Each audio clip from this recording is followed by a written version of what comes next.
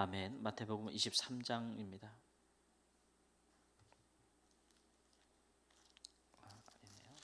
마태복음 21장입니다. 21장 33절 말씀. 마태복음 21장 33절에서 46절 말씀까지. 33절 말씀. 다른 한 비유를 들으라. 한 집 주인이 포도원을 만들어 산 울타리로 두르고 거기에 즙 짜는 틀을 만들고 망대를 짓고 농부들에게 새로 주고 타국에 갔더니 열매 거둘 때가 가까움에 그 열매를 받으려고 자기 종들을 농부들에게 보내니 농부들이 종들을 잡아 하나는 심히 때리고 하나는 죽이고 하나는 돌로 쳤거늘 다시 다른 종들을 처음보다 많이 보내니 그들에게도 그렇게 하였는지라.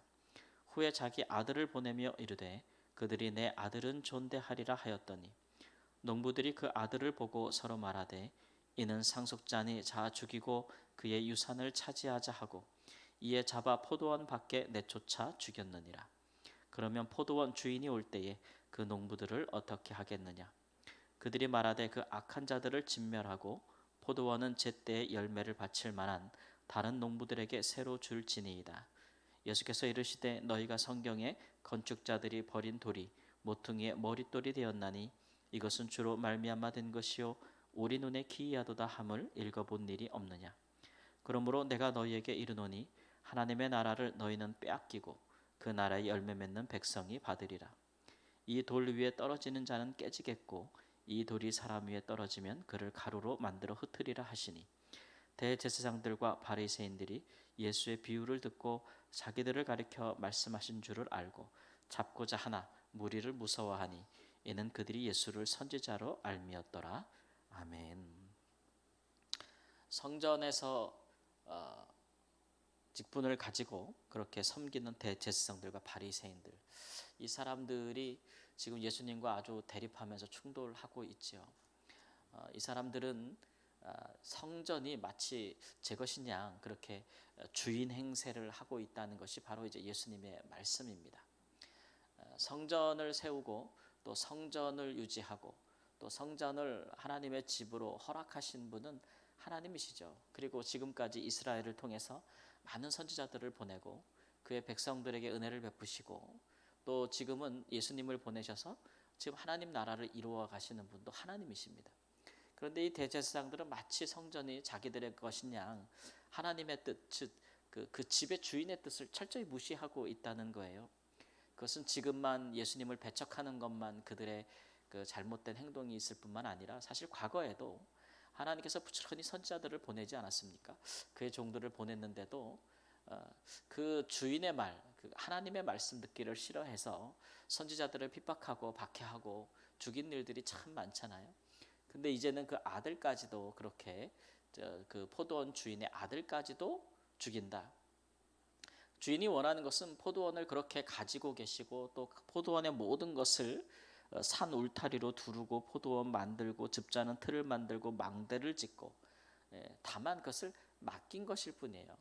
세를 주었다라는 것은 맡긴 것인데 그 주인이 그렇게 하는 것은 열매를 원하는 것인데 성전을 스스로 맡았다고 하는 이 자들이 열매는커녕 나쁜 열매들을 맺을 뿐만 아니라 그 열매를 보기 위해서 온 자들을 핍박하고 죽였다. 그 아들도 죽였다. 이것이 지금 그들이 그 심판을 받을 만한 그 포도원을 빼앗길 만한 이유라고 하는 것이죠. 그러므로 그들은 지금 성전을 맡아서 성전에 기대서 호화로운 생활을 누리고 또 그들은 마치 자기들이 모든 것의 주인인 양 행세하지만 결국은 그들은 그 성전에서 쫓겨나게 될 것이다. 이런 말씀을 하고 있습니다. 뿐만 아니라 그 성전은 이제 새로운 성전의 건축을 하나님께서 하실 것이다. 구약의 역사를 보세요. 부패한 성전이 언제 오래 갔던가요? 성전이 무너지는 것은 이번 한 번이 아닙니다. 구약의 많은 회막도 또 성막도 또 우리가 다윗과 솔로몬이 지은 성전도 또 포로 이후에 돌아와서 스룹바벨이 지은 성전도 다 무너지지 않았습니까? 예수님 당시의 성전도 부패하고 타락하였기 때문에 하나님의 뜻을 준행하고 그 백성들이 기도하는 집에서부터 그들이 타락하였기 때문에 결국은 그 집도 이 성전도 무너지게 될 것이고 하나님께서 예수님을 모퉁이 돌로 삼아서 새로운 성전을 지을 것이다 라는 것들에 대해서 예수님께서 이제 말씀하시는 거죠. 그럴 때 성전을 맡고 성전에서 나는 열매를 먹었던 너희들은 이제 거기에 아무 분깃이 없다는 거죠. 쫓겨나게 될 것이라는 얘기죠. 그러나 예수님과 함께하면서 온갖 고난과 어려움을 같이 당하면서도 하나님의 뜻을 함께 준행했던 제자들은 그 열매를 맺을 것이다. 그리고 백성들이 그 열매를 얻게 될 것이다 라고 하는 예수님의 이 예언의 말씀은 사실상 다 성취됐다고 할 수가 있겠습니다. 예수님께서 AD 33년에 그렇게 돌아가신 것으로 우리가 알고 성전이 무너지기까지는 30년이 채 걸리지 않았죠. 그러니까 사실 성전의 붕괴는 예루살렘의 붕괴와 같이 찾아왔고 그것은 AD 70년입니다. AD 70년에 예루살렘은 완전히 무너졌습니다. 또 성전도 완전히 다 무너지게 됐죠. 그 이후로 지금 눈에 보이는 것 같은 그런 성전은 존재하지 않게 되었습니다. 오히려 우리는 이제 성전이라는 표현을 쓰지 않고 그 이후에는 각 지역마다 모든 세계에 걸쳐서 이 선교사들이 사도들이 전한 복음, 많은 주의 종들이 전한 복음으로 말미암아 어느 곳에나 교회들이 세워졌는 거죠. 그 교회조차도 사실은 성전된 건물과 같은 건물이라 볼 수 없고 믿는 자들의 지역에 있는 하나의 공동체, 지역에 있는 믿음 공동체라고 할 수가 있겠습니다.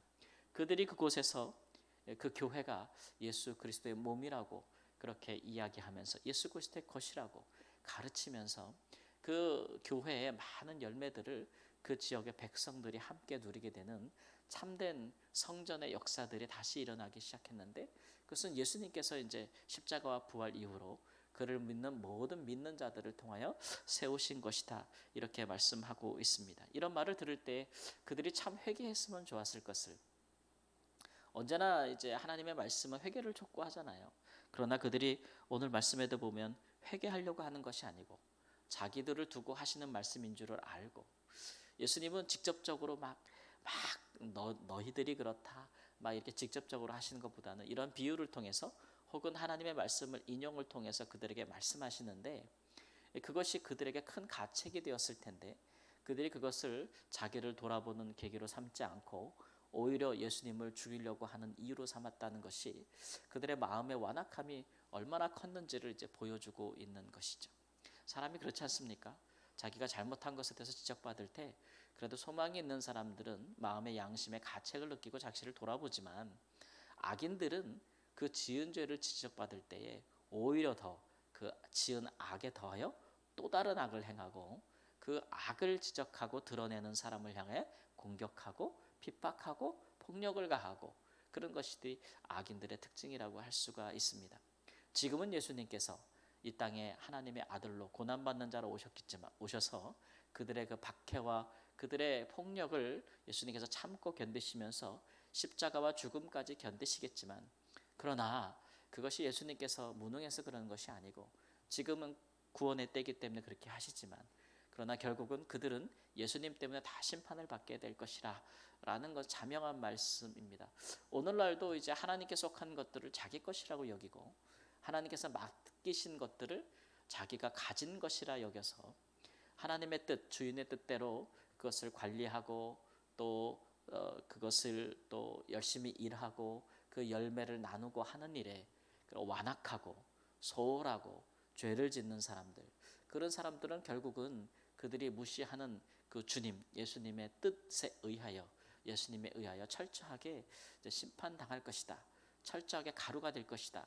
라고 하는 것이 우리 이제 예수님의 말씀 지금도 여전히 동일하다라고 하는 말씀을 드리고 싶습니다. 하나님의 것, 우리에게 있는 주님의 것 사실은 모든 것입니다.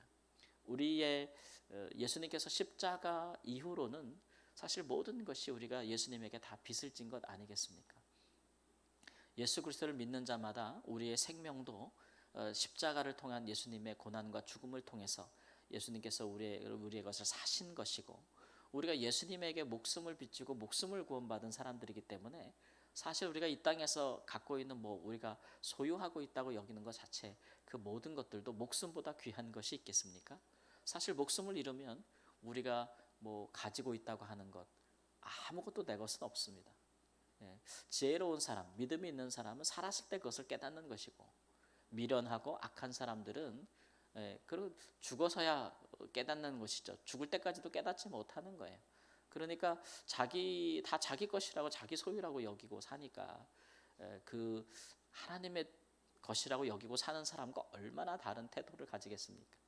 그렇잖아요. 우리가 뭐 이렇게 이런 건물도 내 것이라고 생각하고 사는 주인이랑 내 것이 아니고 세를 내서 사는 사람이랑 태도가 어떻게 똑같겠습니까? 다르지 않습니까? 그러니까 우리는 다 우리 예수님의 것, 주님의 것을 맡아서 사는 사람들입니다. 우리 세 내고 사는 사람들이에요. 그에 합당한 삶의 모습과 자세, 태도, 생각들을 가져야 될 것인데 그래야 우리가 예수님 때문에 덕을 보고 예수님 때문에 득을 보고 예수님과 함께 잘 되지, 또 예수님을 믿게 되지, 또 예수님을 의심하지 않게 되고 또 예수님과 동행하게 되고 그래야 형통하게 되는 것이지, 반대로 생각하면 잠시 다 만족하고 내 것이라는 소유욕은 가질 수 있어도 그것이 결국 우리에게는 큰 해가 될 것이라는 사실들을 우리가 기억하고 우리의 믿음의 내용이 뭔지를 다시 한번 생각해 보는 은혜가 있고 철저하게 우리가 우리의 삶에 주님을 믿고 따라가는 그런 복된 모습이 있기를 우리 주 예수님의 이름으로 축원합니다. 아멘. 주님, 믿음이 없는 사람들은 모든 것의 주인 행세를 하지만 우리는 예수님을 믿고 영접하였기에 우리는 맡은 자라 스스로 여기고 하나님 그 열매를 나누는 자라, 열매를 찾으실 때에 주께 마땅히 드리는 자라 여기고 살아가기를 원합니다. 하나님, 주의 십자가의 고난과 죽으심과 부활로 우리의 영원한 생명에 또 이 땅에서의 우리의 목숨에 하나님 우리가 주님께 사랑의 빚을 지고 하나님 사실 주님의 소유가 되었습니다. 하나님, 목숨보다 귀한 것은 없는데 우리가 주께서 주신 생명을 가지고 살면서 하나님 모든 것이 내 것이라고 사는 어리석은 교만한 자의 삶을 버리고 겸손하게 주님에게 맡겨진 것을 은혜로 여기면서 그 안에서 감사하게 또 사랑하며 또 하나님 우리에게 주신 귀한 열매를 얻기 위하여 일하며 그 얻은 것을 함께 나누며 그렇게 하나님 주인의 뜻에 합당한 주님의 뜻에 합당한 삶을 살기를 원합니다. 주여, 우리에게 청직의 태도를 허락하여 주시고 청지기로서 살며 일하며 나눌 때에 하나님 우리에게 복을 주시고 우리에게 맡겨주신 포도원이 크게 하나님 아버지 풍성하게 하나님 그렇게 열매를 거두는 역사가 있도록 도와주옵소서. 존귀하신 예수님의 이름으로 기도합니다. 아멘.